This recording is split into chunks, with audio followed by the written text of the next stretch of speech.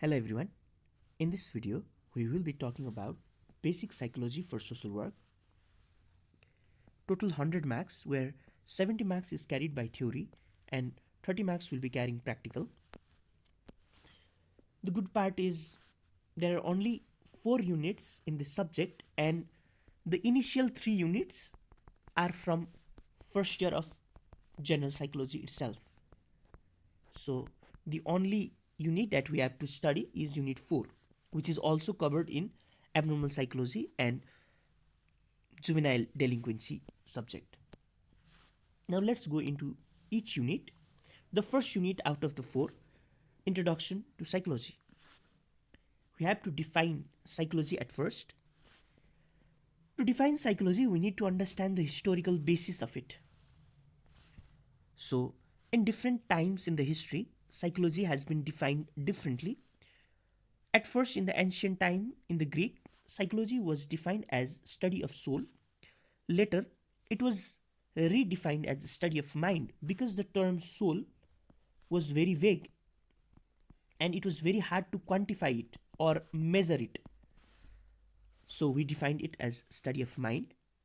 Later, it was again redefined as study of consciousness. And in the recent times, the most accurate, scientific, and recent definition is study of behavior and mental process. So this is the most accurate definition of psychology in the present time. We'll also be talking about scope of psychology. So under scope of psychology, we'll be talking about different fields such as clinical psychology. We'll be talking about child psychology. We'll be talking about developmental psychology. We'll be talking about forensic psychology. We'll be talking about sports psychology, military psychology, and so on. In branches and fields of psychology, we have broadly categorized into basic field and applied field. In basic field, we'll be studying about those fields of psychology which are mostly for theoretical purpose, and in applied field, we'll be using fields of psychology that are for practical purpose. For example, clinical psychology uses principles of psychology in the practical purpose in the hospital, so it is kept under applied psychology. The last portion of this unit is major theoretical orientation in psychology. So this theoretical orientation or perspectives in psychology helps us explain psychology. So what does it mean by explaining psychology? So the meaning of explaining psychology means these theoretical perspectives helps us explain human behavior or they give reasons for why humans act in a certain way. What is the pattern behind that acting? Pattern behind that action. Now, let's go into this perspectives in detail. The first perspective that came out was psychodynamic perspective. It was given by Sigmund Freud and later on added by Anna Freud, Carl Jung, Alfred Adler, etc. So, psychodynamic perspective helps explain human behavior by examining childhood trauma, by understanding human personality through ego and superego, and it also talks about defense mechanism to explain human behavior. So there are many defense mechanisms we have to study under psychodynamic perspective. But the psychodynamic perspective where dreams used to be analyzed, dreams analysis, these things were very hard to quantify. So new perspectives came such as behavioral perspective, which was easier to quantify because it explained behavior through a response to the stimulus or environment. It talked how environment shapes human behavior. It used different theories such as classical conditioning, operant conditioning to explain human behavior. Later, cognitive psychology was also explaining how human behaviors are formed by using the mental processes. There are other perspectives as well, such as biological perspective, where hormones, neurotransmitters, brain, central nervous system, peripheral nervous system helps explain why human behave in a certain way. There are evolutionary perspective as well, which explains how evolution shapes certain human behavior, such as why do why do we humans are attracted to colorful fruits. The other perspective being humanistic perspective, which was given by Carl Roger, Maslow. Most of us has have seen about Maslow's hierarchy, which talks about need concept, which talks about empathy. So I've kept a figure in here. So this is Maslow's hierarchy, where it talks about need, how human needs explain certain behavior. So this is the Maslow's hierarchy, which we had read in the first year itself. Now let's go into the second unit, which is determinants of human behavior. In this determinant of human behavior, we'll be using biological, psychological, and sociocultural perspective. These three models explain how human behaviors are formed. In biological perspective, we talk about genetics. Inside genetics, we'll be talking about monozygotic and dizygotic twins because it helps us explain how much of a behavior or how much of an abnormality is transferred through gene, or what is the tendency which explains about the predisposition of certain abnormalities. The other part being nervous system, where we'll study about central nervous system, peripheral nervous system, and autonomic nervous system. Inside central nervous system, we'll be talking about brain and spinal cord. Inside brain, we'll be talking about forebrain, midbrain, hindbrain, and again inside forebrain, we'll be talking about cerebrum, hippocampus, amygdala. Let me give you an example of it. For example, somebody has fear regarding certain object.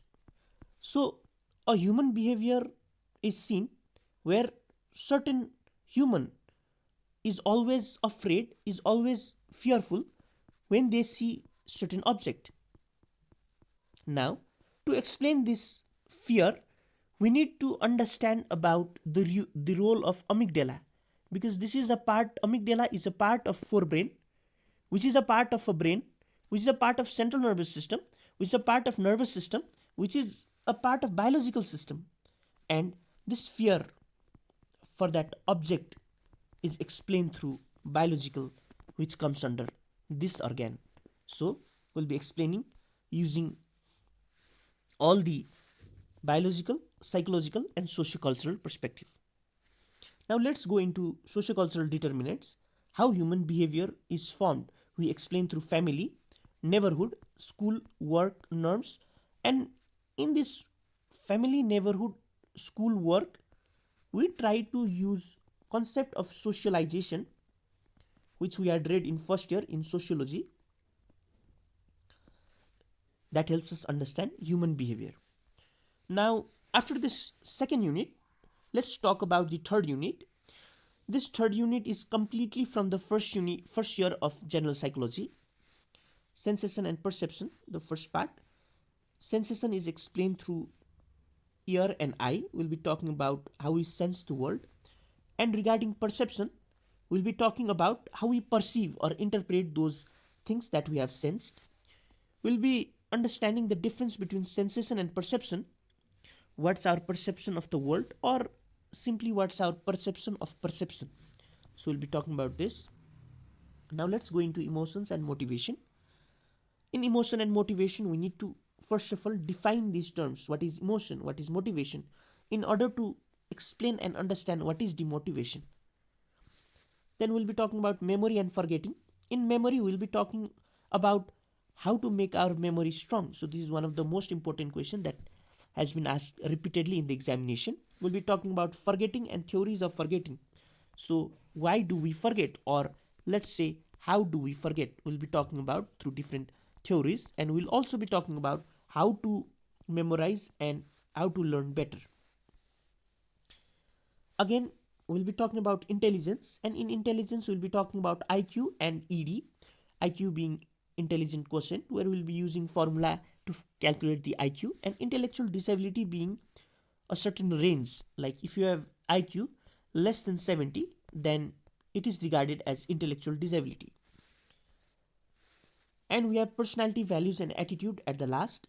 Personality, we'll be talking about what is personality, what are the tests, such as objective test and subjective test.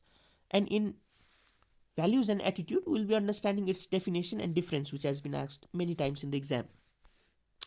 Luckily, we also study about intellectual disability under abnormal psychology under neurodevelopmental disorder in the second year itself. So we don't need to understand in a detail here because abnormal psychology explains this better. Now the final unit, and the final unit has 5 segments, but the initial 2 segments are also from abnormal psychology and juvenile delinquency itself. For example, psychopathology, mental health, psychosocial definition, and causes of psychopathology is also explained in abnormal psychology. So we'll be studying it from there as there's more detail about this understanding in abnormal psychology. In developmental hazards, we'll be studying about different lifespan and stages, and it is also already talked about in the subject adolescence and juvenile delinquency, so we'll be studying it from there. These 3 are completely new, so we can assume around 80% of syllabus is from first year itself. So if you revise first year, 80% of questions are always asked from the first year. 3 segments that are new in this year or in this subject is about stress, coping, and well-being. So let's understand what is stress at first. So whenever we hear the word stress, automatically we assume it is bad, but it is not true. So stress is categorized into 2 types. It is eustress and distress. So eustress is a good stress, whereas distress is a bad stress. So we can say traditional definition of stress that we have been hearing is actually distress. Now we have to understand that stress can be positive as well, which is known as eustress. And we'll be also learning about the coping mechanism and well-being. We'll be understanding about psychology of well-being. And when we understand about well-being, we'll also be talking about subjective well-being and positive thinking. We'll be understanding about positive psychology, and finally we'll be talking about psychology of child, adolescents, elderly people, problems, prevention, and support. So these are the books that are recommended by TU, so you can have a look. Yeah, and thank you for watching.